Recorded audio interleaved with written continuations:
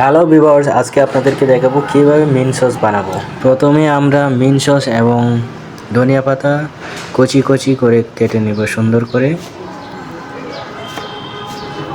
তারপর পরিমাণ মতো নেব কাঁচামরিচ, তারপর নেব রসুন, তারপর আদা এবং রসুন স্লাইস করে দিতে হবে। তারপর নেব টক দই পরিমাণ মতো, তারপর দিব লবণ,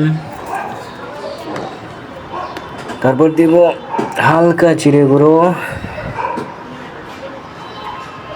পরিমাণ মতো, তারপর আমরা ইউজ করব চিনি পরিমাণ মতো,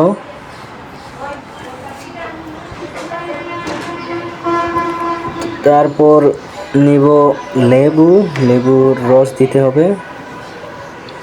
তারপর হালকা পানি দিয়ে ব্লেন্ডারে দিয়েছি এবং ব্লেন্ডার করব সুন্দরভাবে, ফিনিশিং হতে হবে, না হলে সস ভালো হবে না। আপনারা দেখতে থাকুন কীভাবে মিন সস বানাই।